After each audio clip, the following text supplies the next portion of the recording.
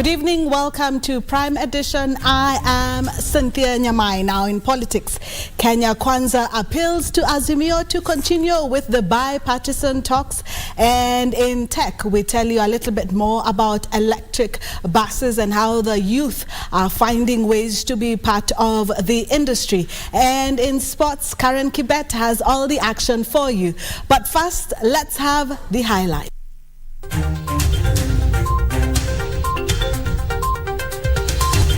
Seeking local solutions, President Ruto challenges security training institutions to craft courses that address local security challenges. Let's keep talking. Kenya Kwanza appeals to the Azimio coalition to return to bipartisan talks. Drama on Kiambu Road. Police clash with demonstrators demanding the release of ex-Mungiki leader Maina Njenga. And government sent back to the drawing board after the court declines to okay the importation of GMO maize.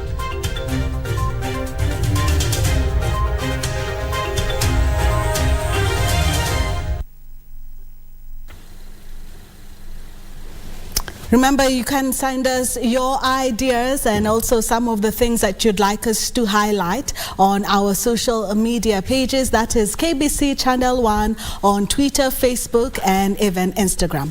Now, President William Ruto has challenged security training institutions to craft courses that address local security challenges like banditry attacks. The president spoke at the National Defense College in Karen, Nairobi, during the graduation of 70 security officers. He lauded the Kenya Defense Forces fraternity for their diligence in providing security services to humanity, nation, and the region.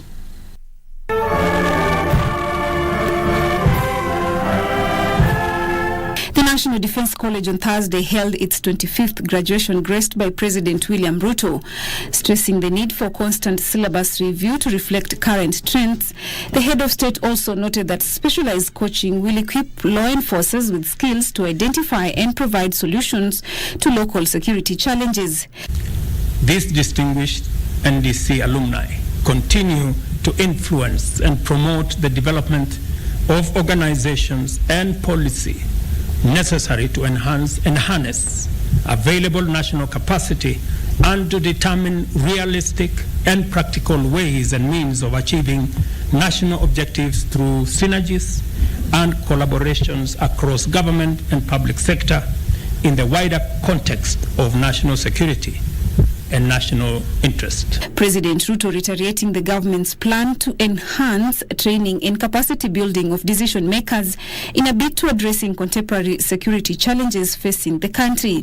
Numerous alumni have risen to become principal secretaries and heads of such disciplined services such as the National Police Service, the Kenya Prison Service, Kenya Wildlife Service in Kenya, as well as other organizations in Eastern Africa and the broader region at large. The head of state said the National Defense College will be equipped to train more decision makers in the country, urging ministries, departments, and agencies to utilize the institution. I also wish to urge the Ministry of Defense to prioritize the expansion of the college's facilities to meet the growing demand. For Prime Edition, I'm Zainab Said. To politics now, where the Kenya Kwanza side in the bipartisan talks has reached out to their Azimio counterparts to stop giving demands and ultimatums and resume talks. Committee co-chairperson George Muragara is accusing his co-chair, Ochende Amolo, of failing to engage him on differences as per framework's agreement before moving to suspend talks for 7 days. The Kenya Kwanza team has committed to respond to Azimio's demands by Friday. The Kenya Kwanza delegation in the bipartisan talks committee has moved to salvage the talks that could collapse in 5 days if a consensus is not reached. By the Azimio side invoking clause 37 of the framework agreement is actually premature. Azimio One Kenya, through co-chair Otiende Amolo, had moved to suspend the talks, demanding cessation of invasion of Azimio coalition parties, particularly the Jubilee Party. Kenya Kwanza must make no mistake that Azimio will do everything possible to protect its affiliate parties from these heinous attacks. Those allegations, and in the response, we will give a detailed answer as to exactly what possibly said Kenya Kwanza has done, and we will be saying whether we have done it or we've not done it, and whether we have the capacity to do it, and under what parameters we will do it. The opposition has maintained that the other side must demonstrate it is ready to engage in meaningful talks. The Kenya Kwanza team, however, says there is no good faith in the talks by Azimio coalition, but insists no difference is irreconcilable. We do not believe there are irreconcilable differences, and that in fact we should now go to clause 34D so that the matter can actually be discussed. With the timeline of 30 days for the talks fast elapsing, the Kenya Kwanza co-chair has hinted at extending the deadline in case a consensus is not reached by then. I'm also inviting my co-chair for this meeting on Monday afternoon so that we are able to thrash out any issues that are in contention. We will also be seeking guidance from the respective leaders. Gisho Kiwashira, Prime Edition. Police on Thursday clashed with supporters of ex-Mungiki leader Maina Njenga outside the Directorate of Criminal Investigation headquarters.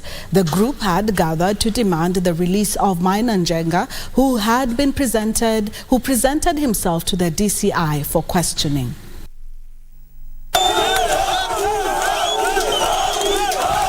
Police lobbed tear gas to disperse the supporters of ex-Mungiki leader Maina Njenga, who had attempted a march on Mazingira House.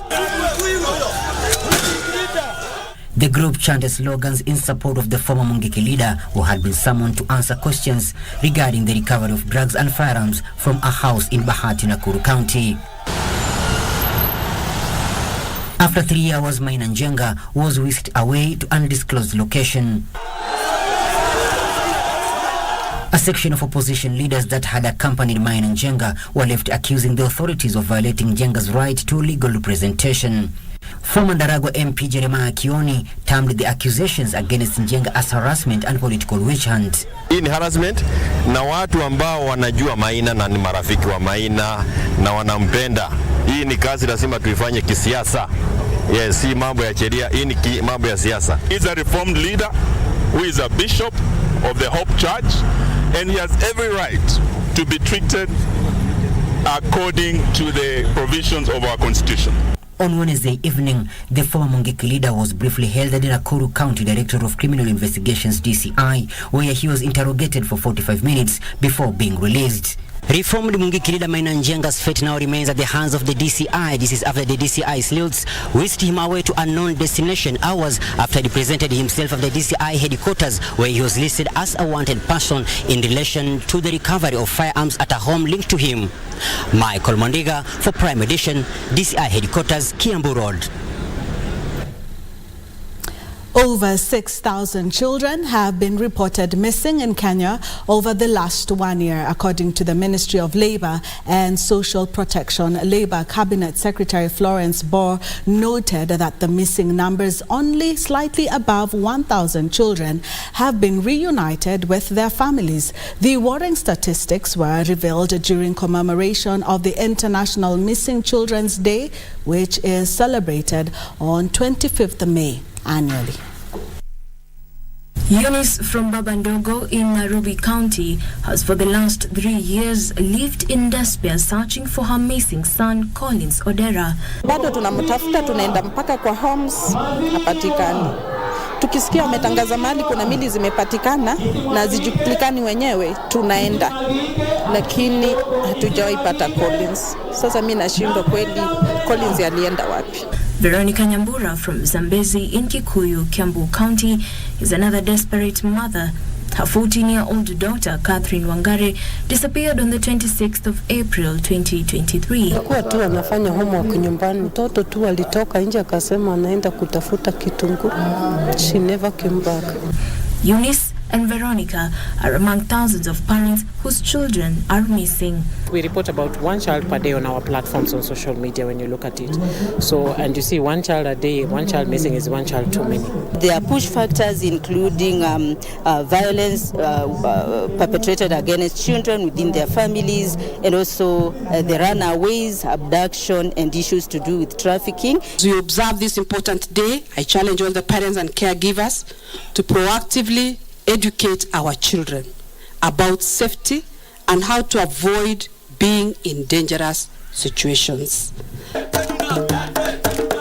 During commemoration of the International Day of Missing Children in Nairobi, stakeholders noted psychological effects of missing children on victims, urging relevant authorities to treat cases with urgency. You're not supposed to wait for 24 hours, you're not supposed to wait for 48 hours, because the longer a child goes missing, the more they are at risk of abuse. Should we find parents, because of their own negligence, children are harassed, children's rights are not being taken care of, we use the Children Act and take the serious measures upon that child, that parent. Available hotlines where members of the public can report missing children incidents are the Child Helpline 116, the Missing Child Kenya 0800223344, the emergency number 999, and the DCI toll-free hotline 0800722203. International Missing Children's Day is marked to spotlight child abduction, educate parents on measures to protect their children, honor children who are missing, and celebrate those who have been found. Stakeholders continue emphasizing on the importance of community collaboration to ensure the over 6,000 children reported missing are finally reunited with their kins. Jacqueline Mashara for Prime Edition. Thank you, Jackie, for that reminder. Now, investigations into the Shakahola debacle will take longer to allow the state to build a watertight case against preacher Paul Mackenzie and his collaborators. Interior and National Administration Cabinet Secretary Githure Kindiki says the atrocities in Shakahola are crimes against humanity which require time to investigate. Cabinet Secretary Githure Kindiki says that the offences committed in Shakahola constitute some of the greatest outrages against humanity. If the Director of Public Prosecutions will be looking at charging these perpetrators with serious outrages against humanity, including genocide and crimes against humanity, then the investigations will take a little longer. And that is what happened all over the world. Kindiki said some of those rescued are still refusing to be assisted to get better. Yesterday, we lost one of the persons who had been rescued from Shakahola forest and taken to hospital for stabilization because they continued to resist eating. We tried our best to feed the victim of this horrible crime with a lot of resistance. He said the government had upscaled the search and rescue operation by deploying more personnel and technology.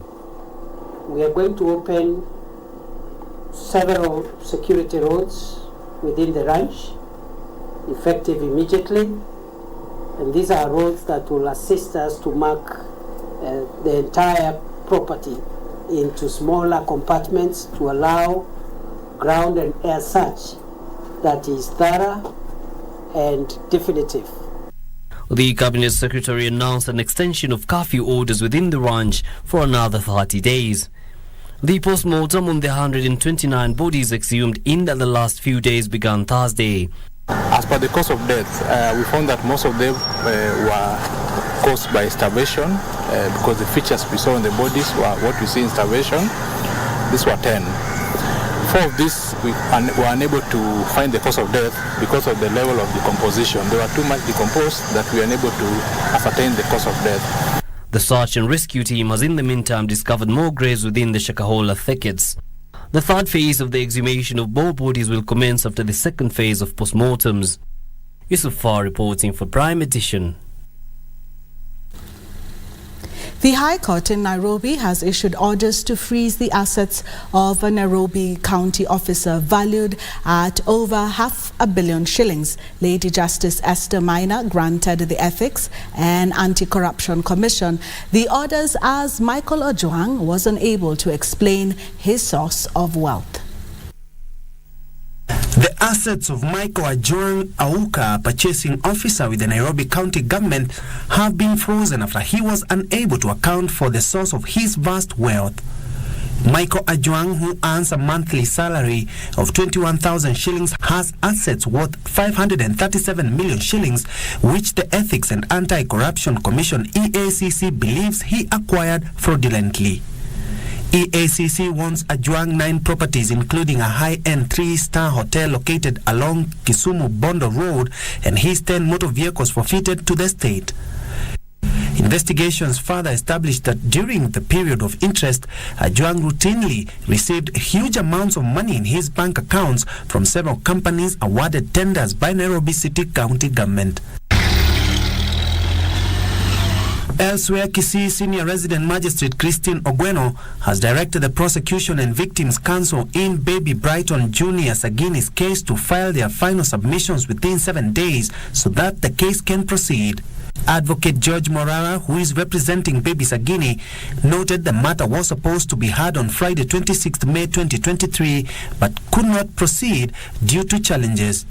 Pacifica Nyakerario, Alex Ochogo, and Rael Mayeka appeared in court Thursday morning for further directions with their lawyers, saying they were working on their submissions to ensure the case proceeds. Baby Sagini was found in a maize plantation with his eyes gouged out at Ikurani village, Marani sub-county on the 14th December 2022 and was rushed to Kisii Eye Hospital for treatment. His grandmother, Rachel Nyakerario, is among the suspects. And 3 suspects in connection to the murder of a US-based couple in Nyamira County remain in custody until 30th May 2023, when the case will come up for mention. Paris Odara, Peter Ondara, and Peter Njoroge are alleged to have committed the murders between 20th and 21st March 2023 at Egitugi village in Masaba, North Sub-County in Nyamira. The couple was in the country on holiday when they were found murdered at their Nyamakoroto home. The 3 have denied the murder charges. Finally, a consortium of human rights activists opposing the appointment of 50 chief administrative secretaries by President William Ruto has urged a 3-judge bench to quash the appointments, which they say will worsen the already ailing economy. Evidencing public participation on the decision, especially the decision to expand the officers to 50. You won't find it anywhere. Currently, the CSs are barred from assuming office or drawing salaries, allowances from the exchequer, pending determination of the suit. Hearing of the matter continues on Friday 26 May 2023 before judges Kanyi Kimondo, Hedwig Ongudi, and Alim Visram. For Prime Edition, I'm Ben Troinjue. Well, government sent back to the drawing board after the court declines to okay the importation of GMO maize. That and more coming up shortly after the break.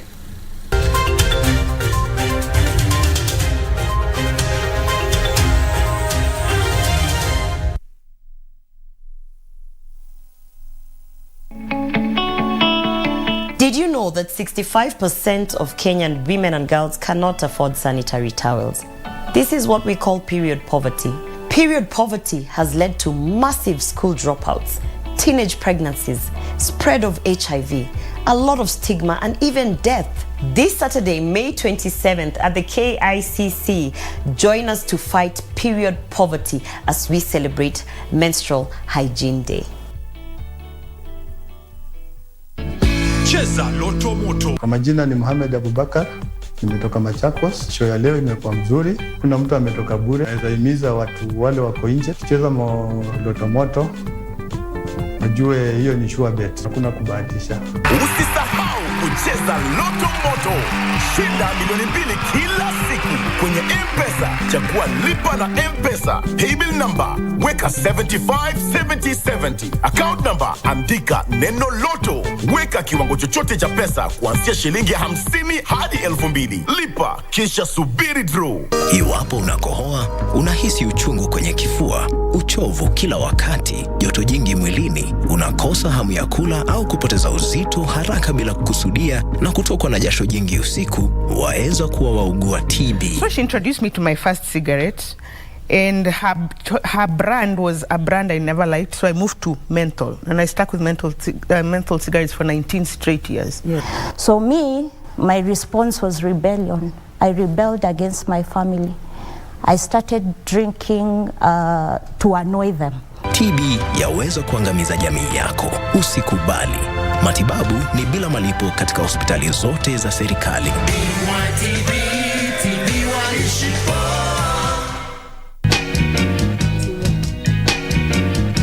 He doesn't know I'm 10 steps ahead.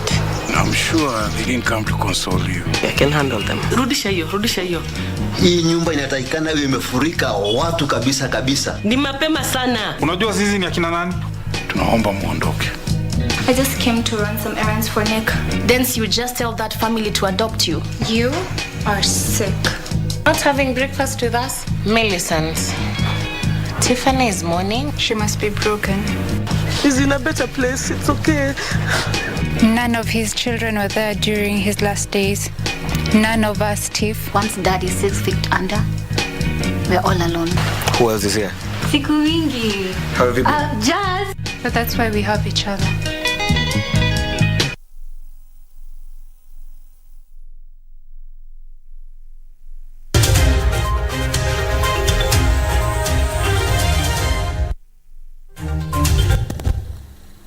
Welcome back. The government is calling on the support of all the relevant stakeholders, both private and public, in the provision of clean water and sanitation as the country prepares for this year's Kenya Water and Sanitation International Conference and Exhibition.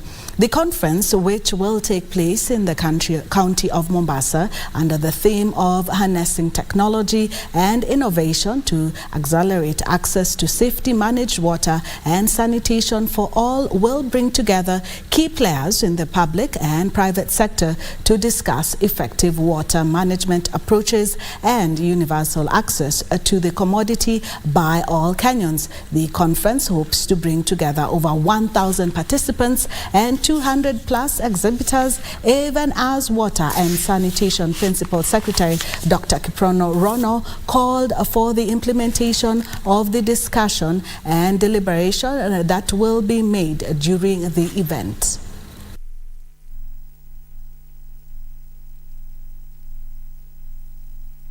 And the overall goal of the conference is to bring together stakeholders to exchange knowledge and information in order to overcome the challenges and also achieve the Sustainable Development Goal number 6 through innovation and technology. Not only on innovations and technology, but we are looking at climate smart. The issue is that are we able to build resilience? Are we able to adapt? Are we able to look at mitigation as we employ the innovations and technologies? The critical link which is missing, which we need to focus on, is to manage water.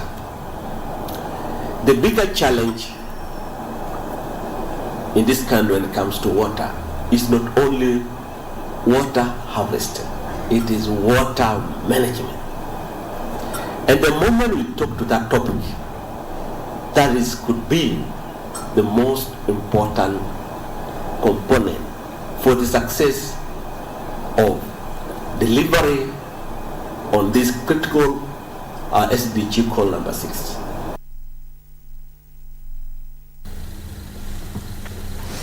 The judiciary has intensified its sensitization on the use of alternative justice systems among Kenyans to help resolve disputes and reduce the backing of cases.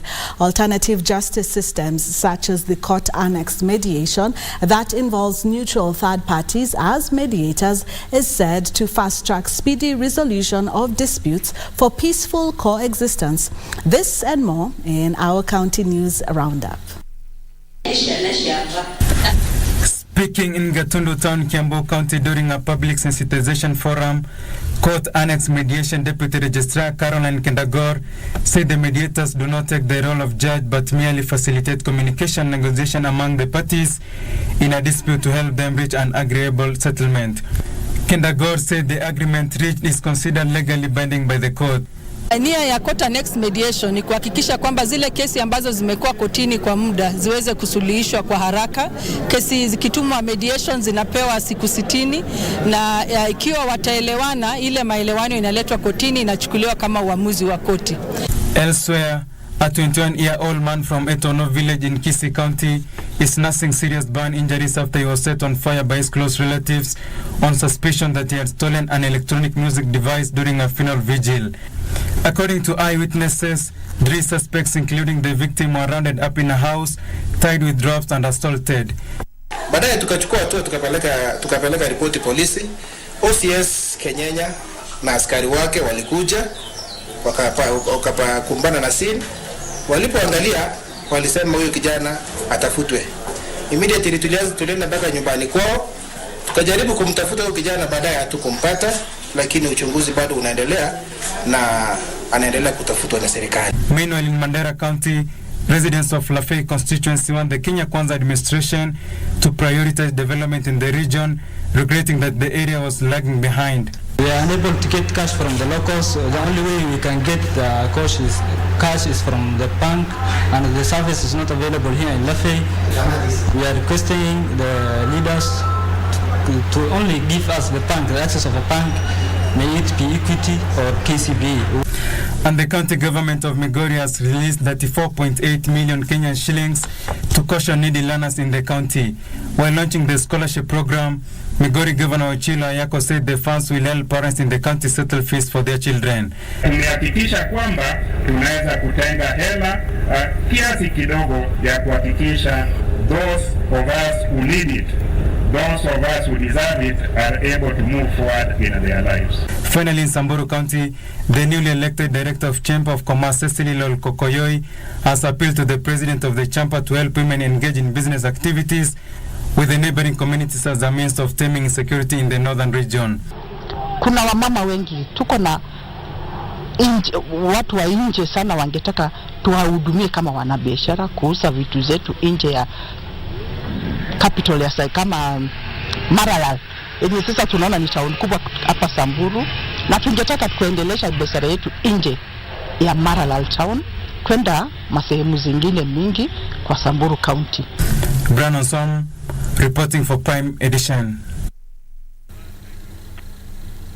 The Court of Appeal has dismissed an application seeking to allow importation, cultivation and consumption of GMOs in Kenya, pending the hearing and determination of another case against adoption of biotechnology in food production. Here is Benson Rioba with the details. Traders and millers will now have to pay top dollar to import white non-GMO maize in the international markets. This is after the Court of Appeal dismissed an application that sought to allow the importation, cultivation and consumption of GMOs, pending another case lodged at the High Court. In their ruling, Justices Mohamed Wasame, Abdi Ali Aroni and John Mativo argued that the application by the government lacked merit and did not meet public interest tests. This means an order barring the importation or distribution of GMO crops in Kenya stands until a case filed at the High Court by the Kenyan Peasants League, a social movement, is heard and determined. In its application, the government had argued that the adoption of biotechnology will address challenges facing the country in terms of food security and lower the cost of food and animal feeds. The government had hoped the court would allow importation of GMO maize to reduce the cost of maize flour. The argument was, however, dismissed by the 3-judge bench on grounds that there was no public participation. The ruling read in part, quote, "The responses by the applicants failed to address why the decision arrived at was not subjected to public participation, why the report which preceded the making of such a declaration was not made public to allow stakeholder engagement. The response did not address why the Minister for Trade, Industry and Investment acknowledged the dangers of GMO on 18th of November 2022, yet he saw nothing wrong with the importation." End of quote. Benson Droba reporting for Prime Edition.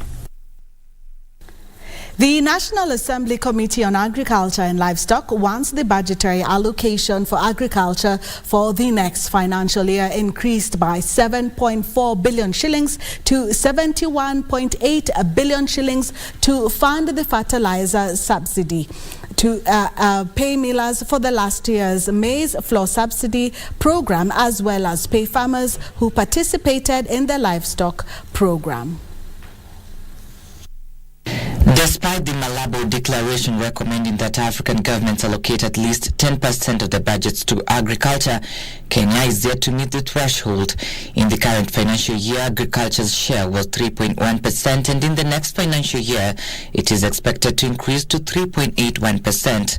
The National Assembly Committee on Agriculture and Livestock notes that out of the 9 value chains that will transform the bottom-up economic transformation agenda, 6 are under the Ministry of Agriculture and Livestock. The committee wants the proposed budgetary allocation to be increased by 7.4 billion shillings, pushing the total budgetary allocation for agriculture to 71.8 billion shillings. They are also proposing that 4 billion shillings be added to the proposed 4.5 billion shillings earmarked for the fertilizer subsidy program in the next financial year. The legislators argued that the fertilizer subsidy program requires 13.5 billion shillings to adequately provide subsidized fertilizer across the country. The committee has also proposed an additional 1 billion shillings for offsetting amounts owed to farmers who participated in the livestock offtake program. They also want another 500 million shillings earmarked for settling the amount owed to millers who participated in the maize subsidy program last year. The legislators want another 400 million shillings allocated for fighting fall armyworms, noting that already there is an outbreak of the destructive pest in some parts of the country. Trevor Ngindo for Prime Edition. The National Scrap Metal Council is concerned about increased cases of vandalism, mainly targeting electricity and road infrastructure. The council is in talks with law enforcement agencies to arrest the vice. An increase in vandalism targeting key power lines that affected electricity supply, so the government in January last year imposed a moratorium on the sale of scrap metals locally and for export. Before the moratorium, 91 scrap metal dealers were registered. The number has since steadily increased to 717 currently, and so has the cases of vandalism after the moratorium was lifted. The National Scrap Metal Council is in talks with various government agencies to weed out unscrupulous dealers. Scrap metal dealers found culpable will have their licenses revoked and serve jail terms. We'll be introducing other licenses like the transporter, agent. We'll be introducing various licenses. Yeah, but those licenses must have category.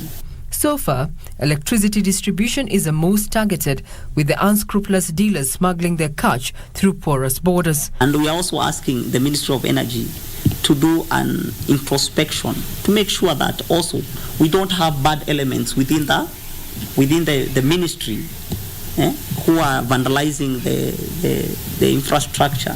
Regina Manyara reporting for Prime Edition.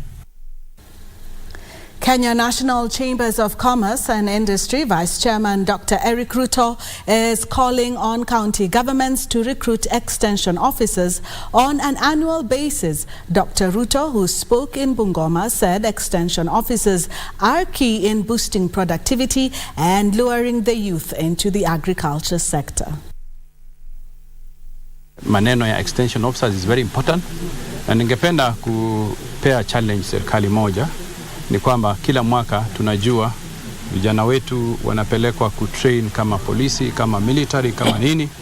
Nafikiria hiyo budget kama inaweza badilishwa, tupate kwamba kwa kila mwaka tunapata kwa kila sub county hapa Kenya tupate extension officers instead of training police officers to go and keep the insecurity which is there. I think we can create security by increasing livelihood.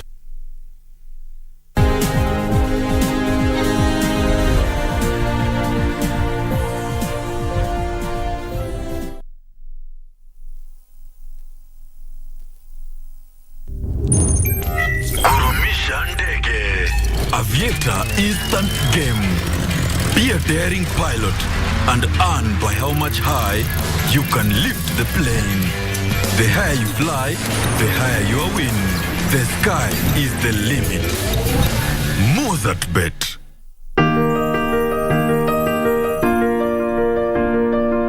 Huchagui familia yako, ni zawadi ya Mungu kwako kama ulivyozawadi kwao. Iwapo unakohoa, unahisi uchungu kwenye kifua, uchovu kila wakati, joto jingi mwilini, unakosa hamu ya kula au kupoteza uzito haraka bila kukusudia na kutokwa na jasho jingi usiku, waweza kuwa waugua TB. Nenda hospitalini ukapimwe. Ikibainika ya kwamba ni TB, utapewa dawa, na ukimeza vizuri ulivyoshauriwa na daktari, utapona. TB yaweza kuangamiza jamii yako. Usikubali. Matibabu ni bila malipo katika hospitali zote za serikali.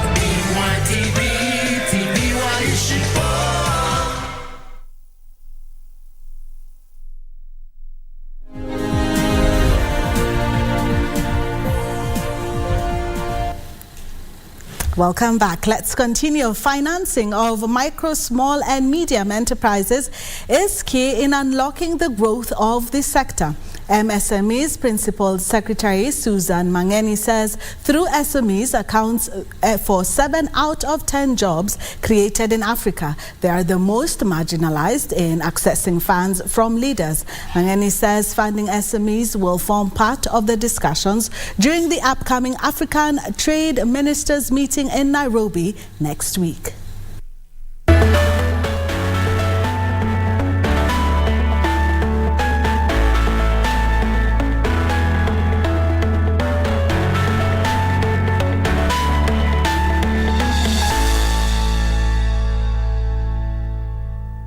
This meeting is very significant and indeed is a very good opportunity for the world to appreciate the potential that we have as a country, and also to give this the economic space to our micro, small and medium enterprises to create necessary linkages for their products, and also linkages to financing, also linkages even for capacity building.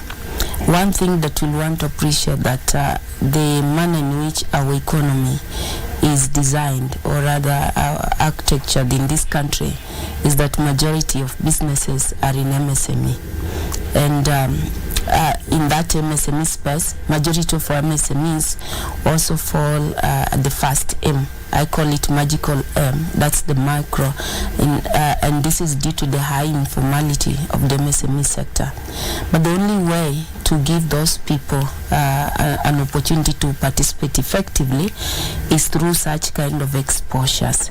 They will get to appreciate that where they reside in whichever corner of this country, the kind of enterprises that are engaged in, be it in agribusiness, be it in value addition, there is a buyer somewhere. So this is a very good forum which will make people appreciate the markets and the great potential that we have in Africa, and also for Kenya just positioning us as a hub for an emerging market. You've always seen we have been a hub for many years, but many people used just to put us as a hub for develop international communities and transit, but now we want to position ourselves as a hub for economic development. So I think it's going to be very critical because it will create those opportunities for the connectivity and participation of our MSMEs. Kenya for a long time has always been the hub, the international hub. But as I've said, this has come a time now where we are now also capitalizing on that international hub that we've had. You see, for many years we've hosted the UNEP UNEP here, UNDP here, UNEP Special UN, UNEP UN Habitat, and many other international organizations. But again, how we just geopolitically position in itself makes us, also become that center of trade in Africa. So, like I said, we are not just a gateway to the rest of Africa, but also we are a gateway to the markets, both raw material, to the emerging market for raw materials, and also for finished or processed products. So I think Kenya is very central. But again, also is the acceptability and the penetration of technology. Look at the various milestones that we made in mobile money technology makes the world appreciate that if it can happen in Kenya, that is any mobile money innovations, it can happen anywhere in the world. So I think it's in great appreciation of that people feel let's come and advance this conversation. But also I want also to think is because of the leadership that we have right now that has placed a lot of focus, a lot of effort on MSME. You will realize that this is the first time since independence that we are having a state department that is focused on MSME growth. And it's just in appreciation of the contribution that this sector does to our economy. Right now, in terms of GDP, you can put it at 20%, but I believe that we have opportunity to even increase it to 80%. And that's why the president keeps on focusing on intervention that can stimulate economic growth or participation of people at the economic pyramid. So I think the environment is very conducive, and it has never been conducive like it is today because of the political goodwill that we are now enjoying in this space, and also because we are able now through this State Department and our ministry to create a coordination platform where all actors, private sectors, government agencies, development partners can meet, read and act from the same script.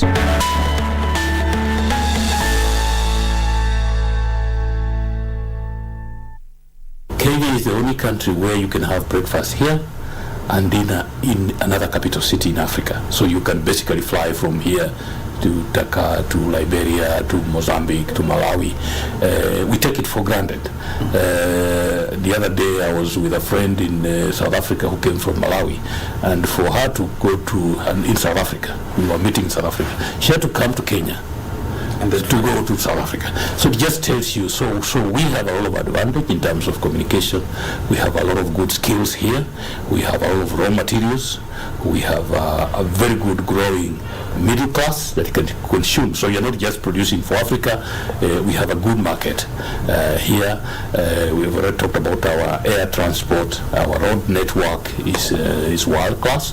We have an SGR. So if you think about it, we have a good history and of manufacturing. In fact, from my little experience in East and Southern Africa, in terms of manufacturing, we can only be beaten by South Africa. Kenya has already a good experience. We have the most sophisticated manufacturing in the region.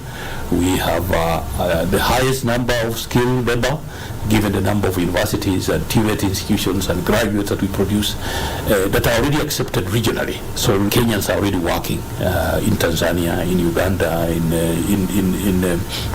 Rwanda, for example, nearly 10,000 teachers are Kenyans. South Sudan, Namibia, we have doctors, Botswana, meaning that Kenyans are already accepted across.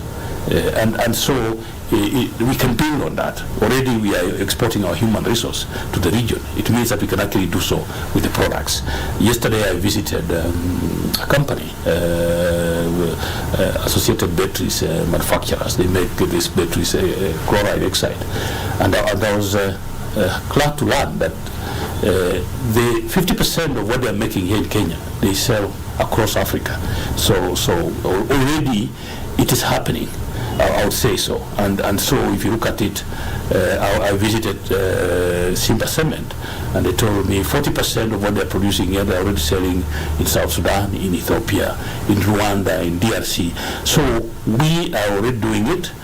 What has lacked is a proper framework with clear rules for trading. That's what has been lacking. We welcome you to Kenya. Kenya is your home. This is your launching pad to Africa. So if you're looking at trading with Africa, manufacturing for Africa, this is the home. This is where to begin. Already we are the cradle of mankind. This is where humanity started. So really, if you want to hit Africa, this is where we are. And we have good experience. You have good connectivity. You have Kenya Airways that will take you across to all these destinations every day. You can't go wrong.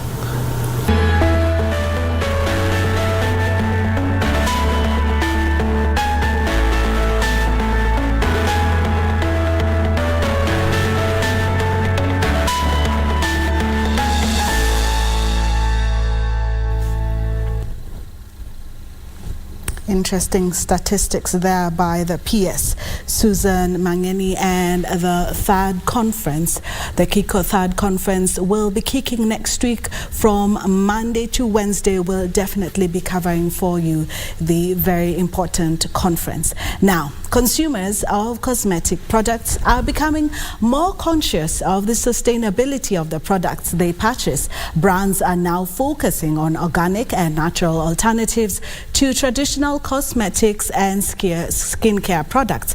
Ghana has joined the trend by rolling out its green beauty proposition in the Kenyan market, tapping a growing demand for naturally sourced products. Global Technology Research and Advisory firm Technavio projects a 2% compounded annual growth rate for Africa's beauty and personal care market over the next 2 years. The Kenyan market for beauty products and services is valued at over 20 billion shillings, making it attractive to investors eyeing the African market. Sustainable beauty products that use natural components are becoming more popular as consumers become environmentally conscious. Global brand Garnier says its research and development is informing the use of the most effective natural ingredients in the product offering. Beauty is really delivering a natural, sustainable product that deliver high efficacy thanks to the power of green sciences. So it's really reconciling nature and science for a really strong efficacy. Garnier says education on sustainable consumption is key in empowering consumers to do their part in ensuring beauty does not exacerbate climate change impacts. Betty Kiptum, Prime Edition.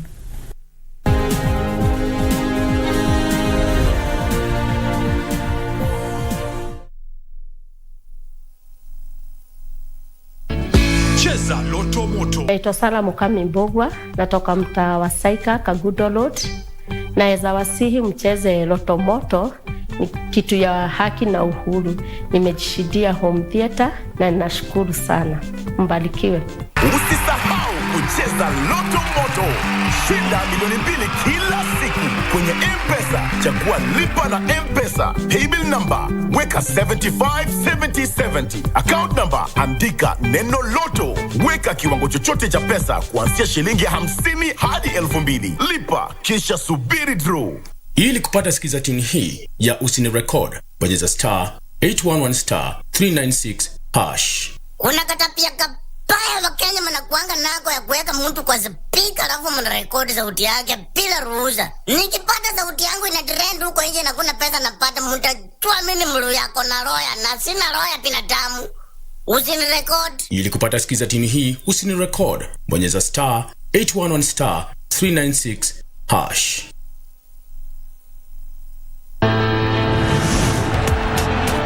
Berlin is calling. The footballing fraternity is taking note.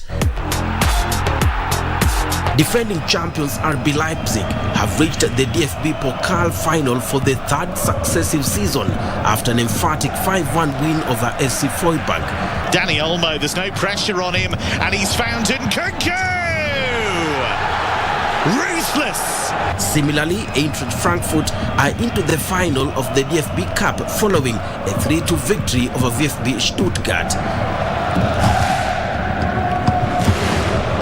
The DFB Pokal hits a crescendo on Saturday, 3rd June at 9 p.m. when RB Leipzig will be up against Eintracht Frankfurt, live and exclusive on KBC Channel 1.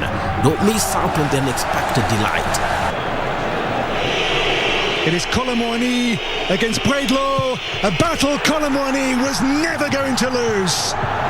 KBC Channel 1, your true sports partner.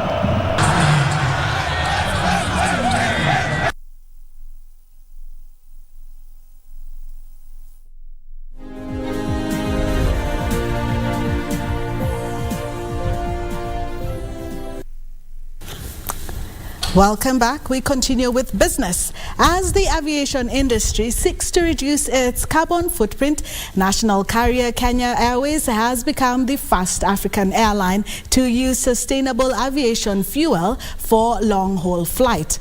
The national carrier says the pilot flight will be valuable to inform policy decisions, regulatory frameworks, and industry best practices related to sustainable aviation. The Boeing 787-800 Dreamliner that took off Thursday from Nairobi's Jomo Kenyatta International Airport to Amsterdam is the first Kenya Airways flight powered by any sustainable mobility aviation fuel. The most sustainable long-haul flight ever undertaken commercially by an African airline. So we are very proud of that. We are more focused on environmental sustainability in terms of reduction of emissions, but we have different pathways as an airline that is helping us to achieve sustainability in terms of our emissions, or emissions of carbon, or being carbon neutral by 2050. The scenario we have developed to reach our goal of net zero emissions will involve a combination of sustainable aviation fuels, new propulsion technology, infrastructure and operational efficiencies, and carbon offsets and carbon capture as out-of-sector solutions to fill any gaps. Our dream at Kenya Airways as a pride of Africa is to continue to create sustainable development of Africa, nurturing seedlings and finding new ways to protect our people.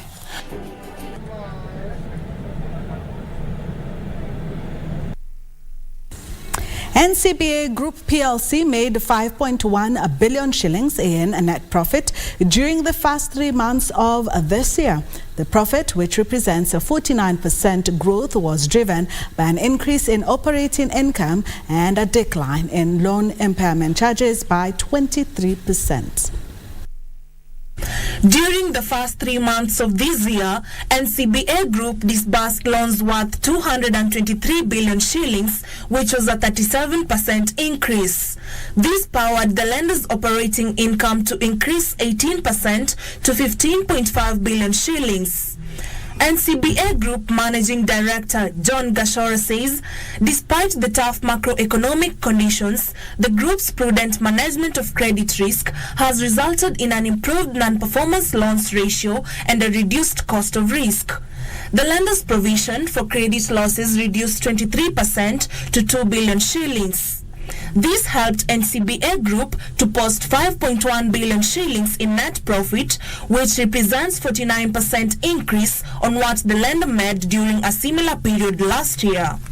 Gashora says the results are attributable to continued focus on strategic priorities, growth in customer numbers, and improvement in regional entities' profitability.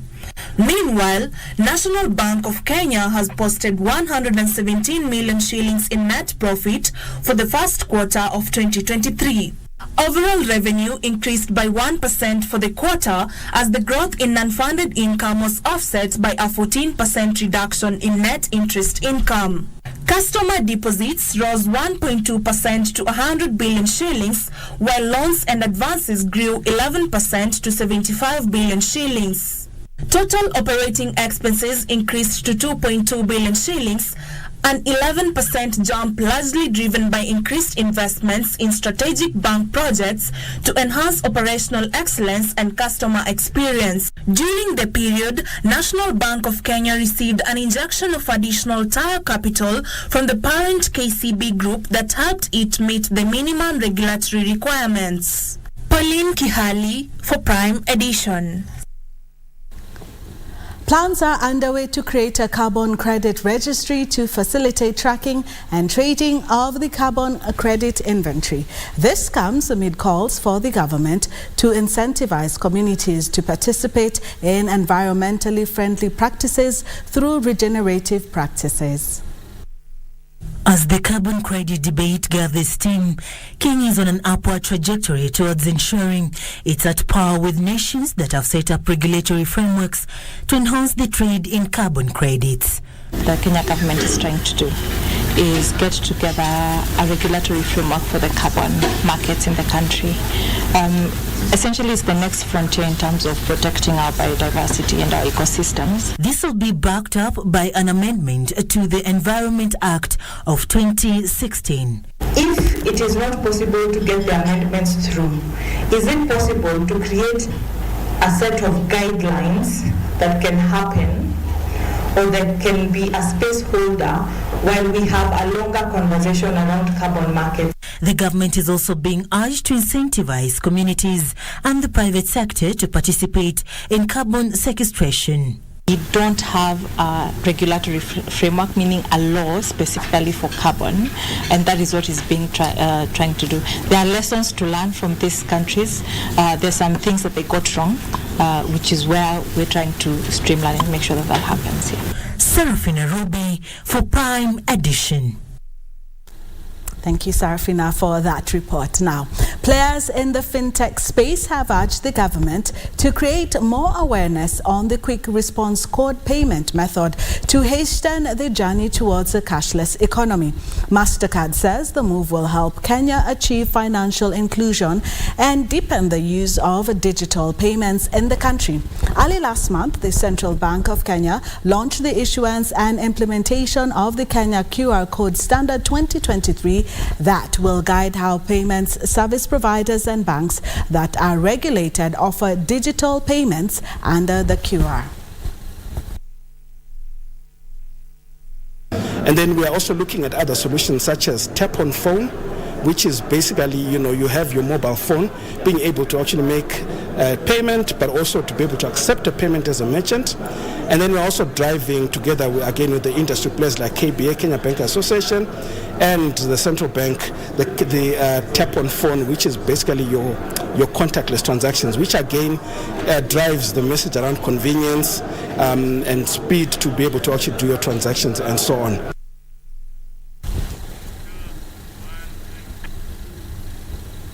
Electric buses have become a common feature on Kenyan roads, from metro buses to starliners that ply different routes in Nairobi. The future of public service vehicles is becoming electric. The growth of electric vehicles is heralding a new dawn for innovators. On today's episode of Tech One, Alan Oko highlights the new diagnostic innovation boom taking over the electric buses revolution.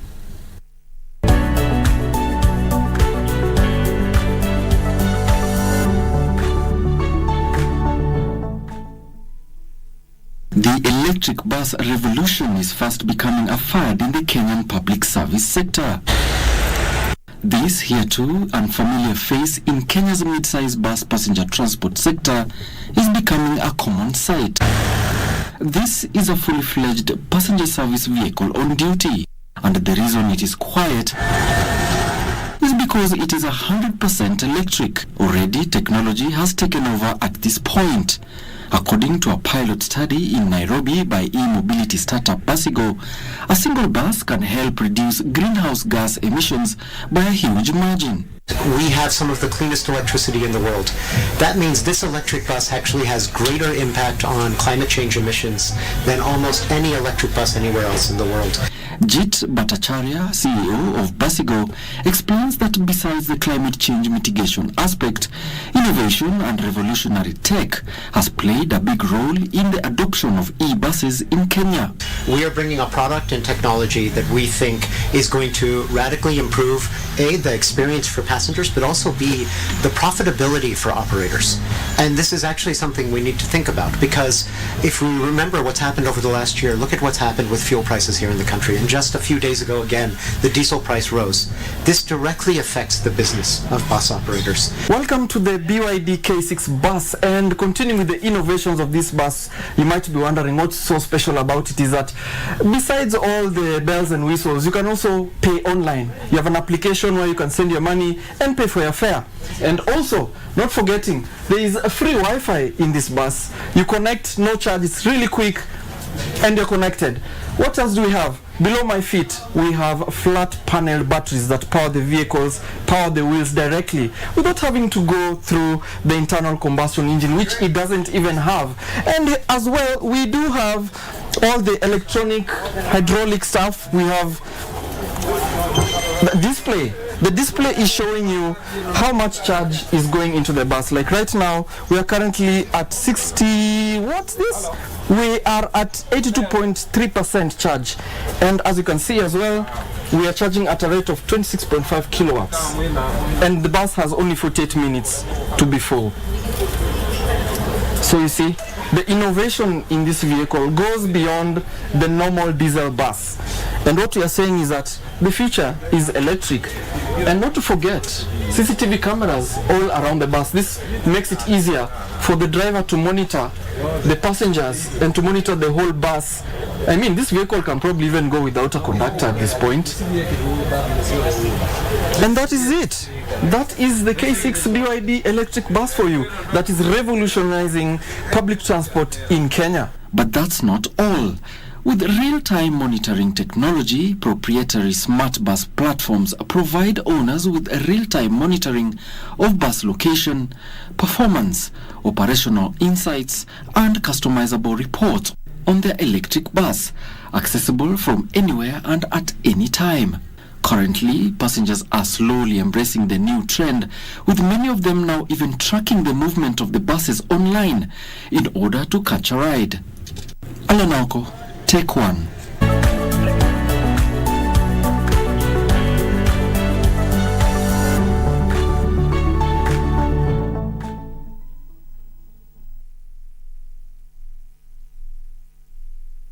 And indeed, the future is electronic.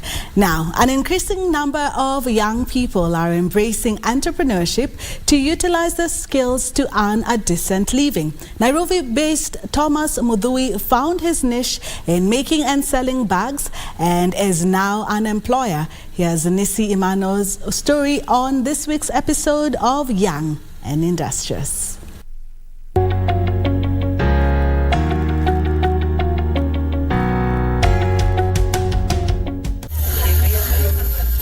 27-year-old Thomas Mudhui is a fashion designer based in Jericho Market in Nairobi County. Towards the end of 2019, his business idea of making leather bags came to life. I asked my dad if he can support me, if he can buy for me machines. But my dad was unable. Luckily, Thomas found a friend who agreed to train him. How to make bags, and I said to him, I'm ready to. I trained for like 6 months. He then sought for opportunities to start his own business. I met Amelia. Amelia is a founder of Some Africa. Some Africa empowers youth. I pitched my idea to them. Then after that, they invested in my business. They are the ones who bought me the materials, the machines, and they gave me money to start my own business. And with that, Msanii Designs was born. Why bags? Bags are hot cake. People want bags, so to use bags every day. People use bags every day, now and then. Yeah. Since then, Thomas has expanded his business to 2 locations. Biashara tunaweza kulia. We have big orders. Deficit ni kubwa. Because sometimes napata order ya kama 1000 pieces. Hiyo ni pesa mzuri. Skills space lazima tukue kwa ofisi. When you have a talent, use your talent to produce something. Utakuwa unajilipa. Si lazima tuandike kwa ofisi zote. For Thomas Musyoka, this is where he gets his daily bread from. It is also an avenue that he uses to touch the lives of many other Kenyans, literally one bag at a time. Reporting from Jericho Market in Nairobi County, I'm Nisi Emmanuel.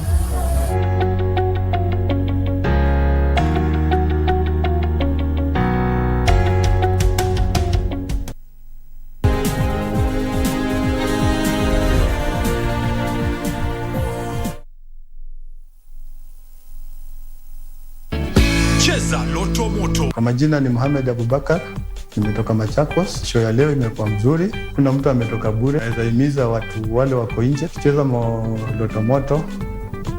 Najue hiyo ni sure bet. Hakuna kubahatisha. Usisahau kucheza Loto Moto. Shinda milioni 2 kila siku kwenye M-Pesa. Chagua lipa na M-Pesa. Paybill number weka 757070. Account number andika neno Loto. Weka kiwango chochote cha pesa kuanzia shilingi 50 hadi 2000. Lipa kisha subiri draw.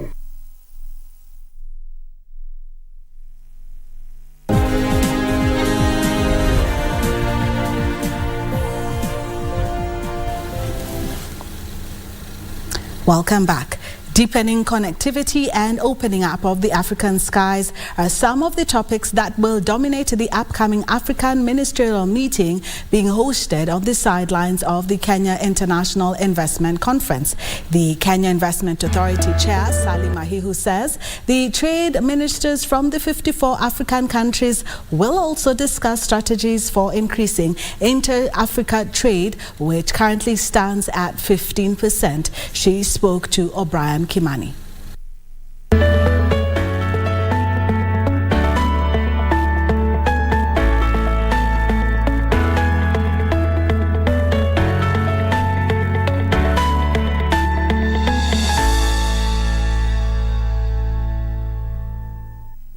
Well, the third Kenya Investment Conference is underway this weekend, bringing together more than 2,000 delegates from Africa and around the world.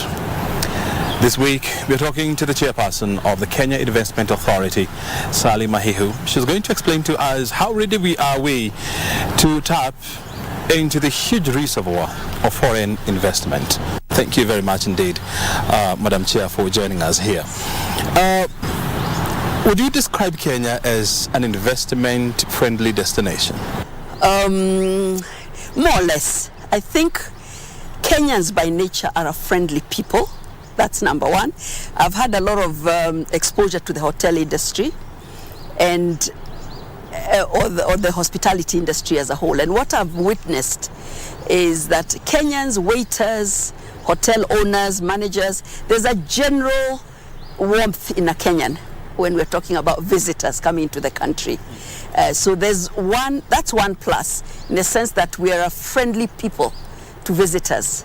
The second aspect of it is, are we then conducive for investments, in the sense that even if we're friendly and cheerful and hakuna matata and we greet visitors quite warmly and we're welcoming to anyone we perceive as a visitor to Kenya, does that translate into a conducive atmosphere for investments in Kenya?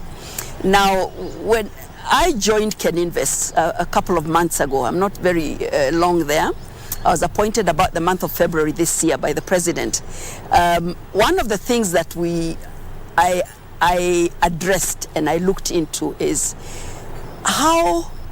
what is the perception out there? What are the potential investors or those who have tried to invest in Kenya saying about the atmosphere and the environment in Kenya? I have received several concerns and some serious complaints of maybe how they were handled when they came in. So one of the aspects that may make Kenya maybe a challenge and we may need to improve on in making Kenya a conducive atmosphere for investments is we must kick out the kickbacks. We must find a way, and we are finding a way of avoiding where investors come and they deal with an individual who may not have the correct information about the opportunities available. An individual who may not know where to take that investor in terms of facilitating, for that investor to really start shop here properly, legitimately, and legally. So there are those who have cried foul that they've been taken for a ride, they've lost their money, and at the end they had a bad experience in Kenya. But so what Kenya Investment Authority is mandated to do is exactly that, to be such a facilitation center, to facilitate the investors with structures, with systems, with legitimacy, so that the investor doesn't need to deal with an individual. But the problem is Ken Invest hasn't been very well known. For example, when I joined Ken Invest, I had heard of Kenya Investment Authority, but I didn't know the potential, what it does. I mean, the wealth of service it provides to potential investors. So as a lawyer for 37 years, I've dealt with investors. They'd come to my law firm, they want to start an investment, and as a lawyer, I would do the running around, getting them the NIVA certificates, incorporating the businesses, getting them through KRA to understand the taxation. I would do all that for them, and it would take time. It's tedious and time costing. Had I really known that Ken Invest does exactly that free of charge. I mean, you go there, we have the one-stop center where we facilitate you as a potential investor, both local and foreign, to literally get the information and what you need from every relevant sector that is connected, interrelated to investments. There's a KRA office at Ken Invest, there's a NIMA office, there's a business registration office, there is the EPZ, there is the special zones, there is Kenya Power and Lighting, there's various ministries in terms of, do you need to invest in agriculture? So we link you to the Ministry of Agriculture. Is it to do with the Ministry of Fisheries or whatever it is? So if people knew exactly what services Ken Invest provides to an investor, then we'd have less complaints about people who have been taken for a ride by individuals who purported to be able to help them. So I believe we are moving towards a greater conducive atmosphere as we get rid of that, as we highlight and make Kenya Invest Authority more aware, more people to become more aware of it and to understand the services offered. We will then make it more conducive. We'll have more investors coming with a lot of confidence that their investment, that they will be facilitated and not frustrated. Very well. Yeah. And you're talking about, low awareness of the fact that you have a whole body whose mandate is to facilitate investors into the country. So who should be blamed for these? Is it the investors? Is it Ken Invest? I think it is the lack of funding. Initially, when I joined and the management of Ken Invest and the board shared with me the concern that for years there hasn't been adequate funding by the government to enable it to do the brand, because that's the same question I asked. What do you mean they don't know about you? Why don't you tell them about yourself? The lack of the availability of sufficient funds to really do proper brand image, advertising, promotions, so that we become really known internationally and locally. It comes down to a question of funding. If we had the money as Ken Invest to really do campaigning, advertising is expensive, promotion is expensive, but we need the funding. We've approached the government through our parent ministry, and we are confident that we will now be taken extremely seriously, and we will be given the funding we need to really make Ken Invest visible internationally and locally, so that we can really offer the services that we're mandated to offer, and we can do it so well. When you talk about budget, how much money what's the budget that you're talking about? I can't give you the exact figures because that's not my area. It's the area of my management, but suffice to say there has not been sufficient funding. That's an accepted fact. Our parent ministry accepts that. We as a board see that in terms of the responsibility upon us and the mandate upon us, there isn't enough funding for it. And the management has made the appeals. They know the figures, they know what we need and how it will be used responsibly We're not asking for billions. It's just sufficient funds to enable us to do what we must do. Yeah. When you look at the upcoming KICO, that brings together more than 2,000 delegates from around the world, what message do you have for them as KenInvest? What are you telling them? We're basically telling them, and just to quote because you know this forthcoming conference, on the sidelines of it is a very mega forum that will be ongoing for the trade ministers all over the continent of Africa, which our minister CS Moses Kuria will be in charge of and be facilitating. So literally, when we start the conference and the president opens it, there will be a group of the trade ministers hosted by our CS Moses Kuria, who will move on to another venue, the Windsor, to go and really get into the details of trade, continental trade. So that already is a plus in terms of opening up the country and opening up the market, tapping into greater markets in the continent of Africa, becoming visible as doing trade on a more global platform and with more global partners, as it were. Now with KenInvest, we've been assisting to facilitate that as well, because we're part of the ministry. But our core portion is the KICO conference, which is the one starting on the 30th. Now that's where we will come up with, we have the various forums we are facilitating and facilitated by our partners, where we will really have the investment talk. This is where we'll have the investment talk. Now, what are we doing? We're going to talk about what we're doing differently. What bottlenecks are we removing? What challenges have we overcome, or are we overcoming, that will enable there to be enhancement of investments into Kenya after this conference? How much are we opening up to the private sector to work with them, to collaborate with them, so that we become a more ease of doing business, as it were? The challenges that have been sent to us, we're addressing them, and we'll be convincing the delegates that we have addressed and we are addressing, so that there'll be more investments coming into. I think I should tell you about the NIC. The National Investment Council is ordained by the act that forms KenInvest, the Investment Promotion Act. There is the National Investment Council that should have been inaugurated years ago when KenInvest was founded in 2004. It wasn't. It was actually inaugurated this year by His Excellency President William Ruto, and he appointed members into it, private sector. We have the CSS from various ministries sitting on it. I sit on it as a member by virtue of my chairmanship of KenInvest. Now, the importance of that body that should have been inaugurated in 2004 is that it is the apex body that is supposed to address the bottlenecks that are hindering investments in the various sectors like tourism, agriculture, manufacturing, digital, wherever, and how to remove those bottlenecks, how we then advise on the removal of those. And we get the information from the private sector. We invite them to tell us what is hindering tourism. Why are people going to South Africa instead of Kenya? That body is very crucial. The chairman of that body is the president himself. We meet as a consultative council every 2 weeks. We meet as subcommittees, and then we meet with the president every month, and we update him. This is what we have found out, and he literally is in charge of orchestrating the removal of the obstacles and the bottlenecks. So that's a plus.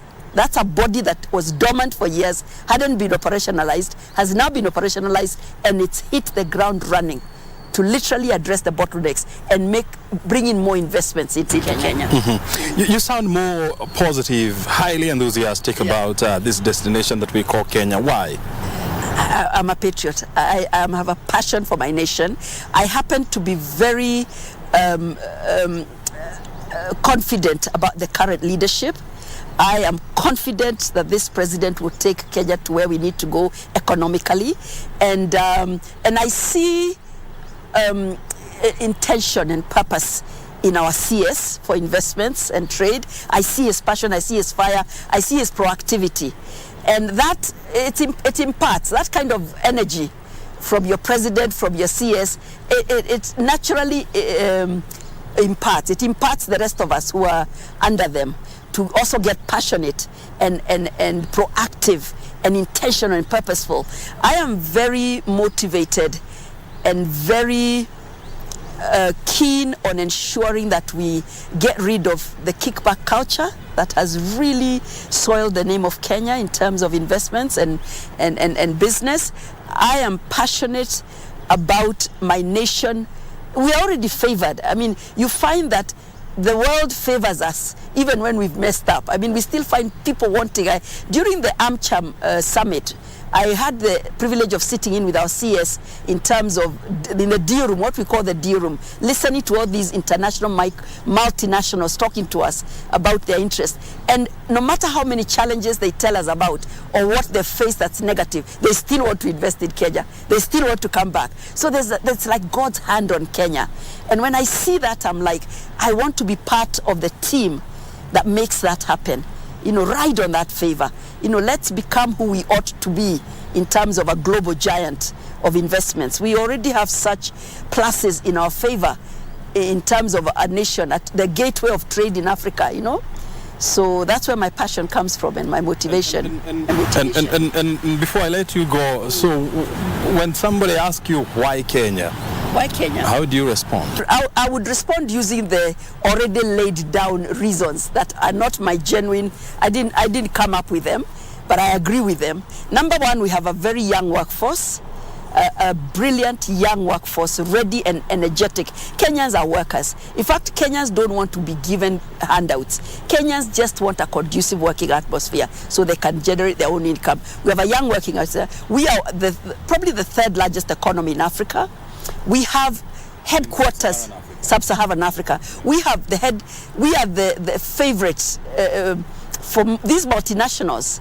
We have about 200 of them in Kenya with their headquarters here. They favor us somehow. We have the climate, the wildlife. We have an atmosphere that attracts people already to Kenya. Peace.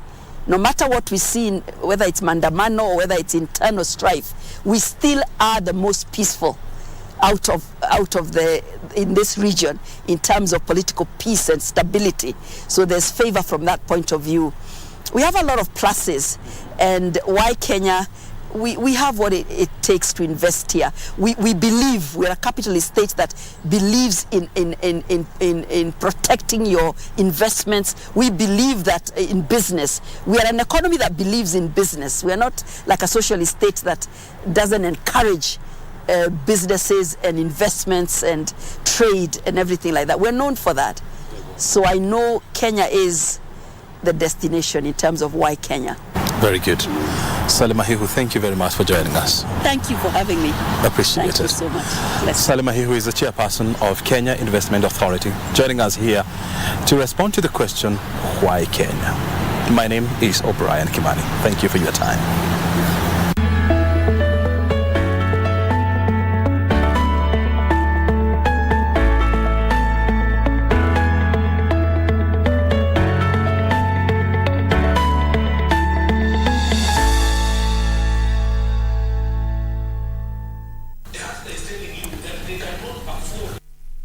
The conference is going to be next week from Monday to Wednesday, and we'll definitely be covering for you that very important conference. It's now time for sports, and Karen Kibet has all the action for you.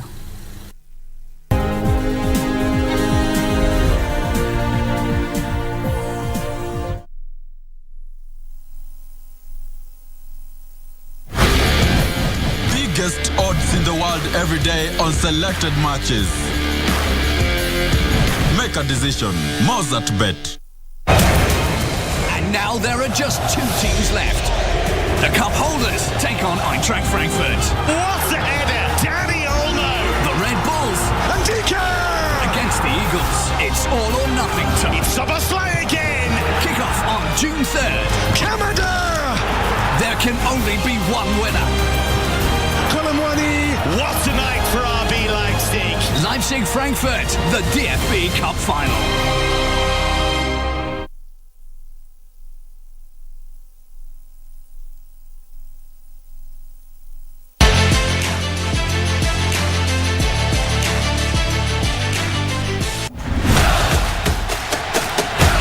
It is the cup with the golden ticket. Mozart Bet Cup. 2 million shillings. CAF Confederations Cup. Kuwa mshindi. Mozart Bet Cup. Welcome back to KBC Prime Edition. My name is Karen Kibet. Let's now talk sports. Winnie Boynet, William Bevy and Ekwam Zablon were among the top performers on day 2 of the 43rd edition of the Kenya Defence Forces Athletics Championship held at Ulinzi Sports Complex. The 3-day event will be used to select a team that will represent KDF in the National Athletics Championship, slated for the 22nd to the 24th of June at Kasarani Stadium. Clocked 9 minutes 45.11 seconds to win women's 3,000 steeplechase ahead of Marion Kibor and Leah Jeruto, who finished second and third respectively. I've been training about speed walk. Nimekuwa nikipiga speed walk mzuri. After this nitaenda kutrain nione kama naweza ingia World Championship, but I know it's very competitive. Sikuwa nimeprepare because last month 2024 nilikuwa natokea marathon and I ran 2:22 my personal best. So nikakuja nikatrain kidogo because uwanja inatakanga speed ya juu. In the 400 meters semi-final 1 and 2, William Bevy and Westman Were registered a time of 50.60 seconds and 51.61 seconds respectively to emerge victorious. In the men's 4x4 relay semi-final 1, Isiel team won the race, while Cornelius Tunay and Patrick Rotich clocked 1 minute 47.32 seconds and 1 minute 49 seconds respectively to emerge victorious in the 800 meters semi-final 1 and 2. So Saito nimebeba 4x4 semis. So tomorrow we are heading to the final. Kulingana vile mimi naona kesho mambo yatakuwa mzuri. Timu Isiolo ni watu wamejipanga. Kesho mambo yatachemka kabisa. The 3-day event will be used to select a team that will represent KDF in the National Athletic Championship, slated for 22nd and 24th June at Kasarani Stadium. King Orimwangi for Prime Edition Sports. Thank you, Kingori Mwangi, for that report. The special edition of Eliud Kipchoge 159 Isuzu D-Max Limited has been unveiled in honor of the 2-time Olympic marathon champion, Isuzu East Africa Managing Director Rita Kavashe and Kipchoge, the marathon world record holder, were at hand to unveil the desert orange-colored vehicle at the automobile manufacturing farm in Mombasa Road. Also present during the colorful ceremony was the Isuzu East Africa General Marketing Manager Kevin Ochieng. Ochieng said that the special limited edition of the vehicle will have the symbol 159 vehicles being produced to celebrate his achievements in the 5-year partnership with Kipchoge. Kipchoge broke his own world marathon record last year in Berlin, running 2 hours, 1 minute and 9 seconds in the German capital.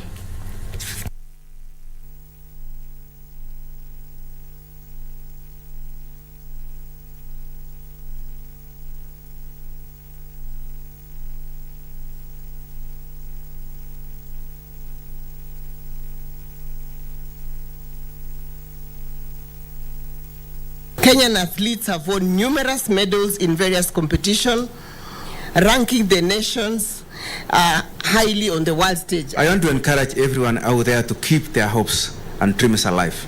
It's never impossible. It's not about making the roads fit for us, but making ourselves fit for the roads.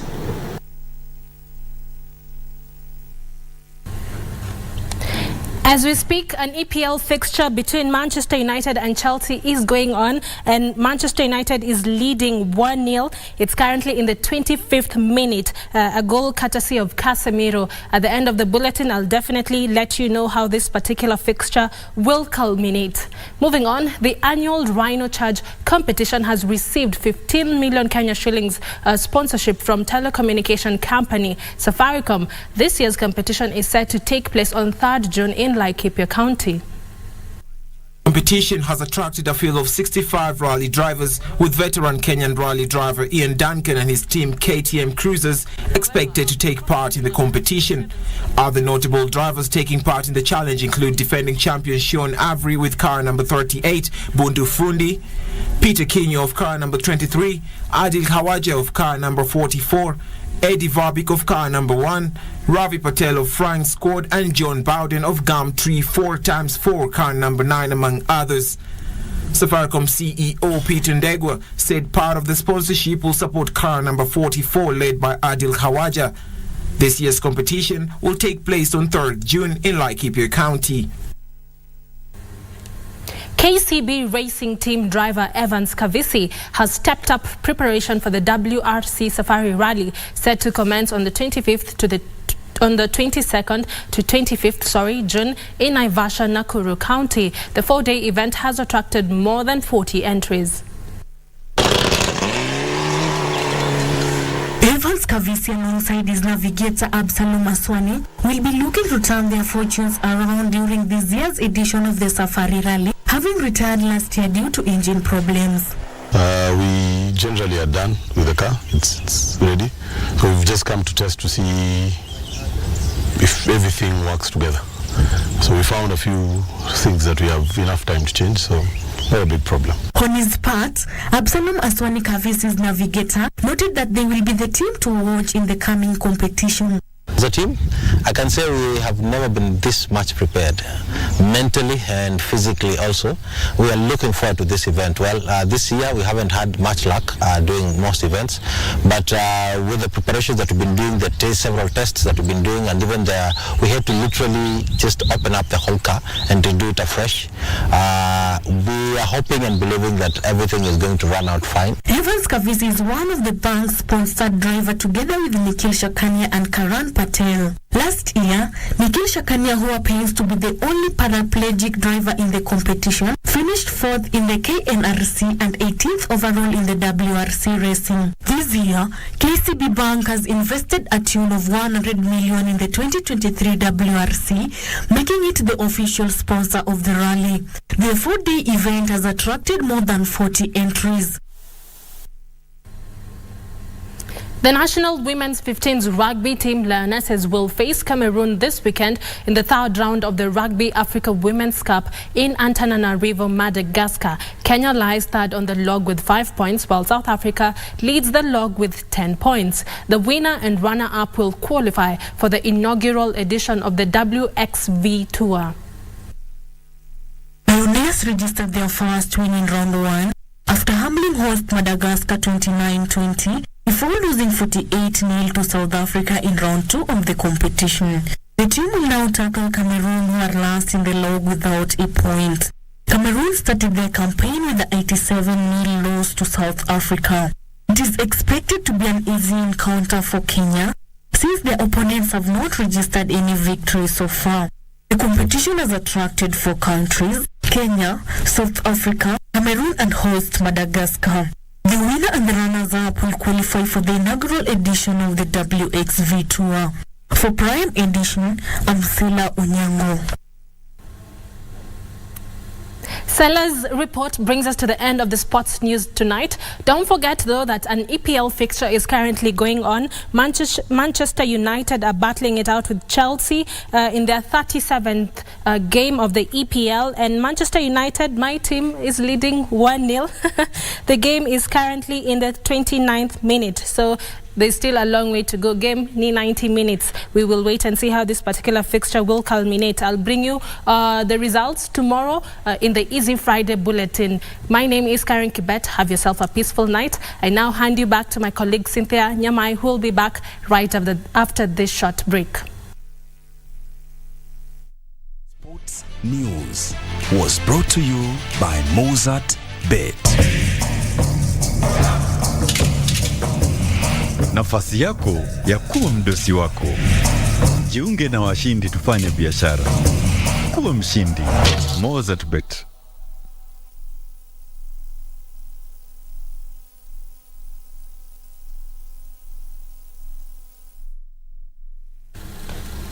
Well, that's it for tonight. Thank you, Karen Kibet, for all the sports action. And I can see her walking away. I know she wants to go watch her game. And Manchester United is also my team, so I'm going to join Karen. From me and the rest of the team, we do want to wish you a very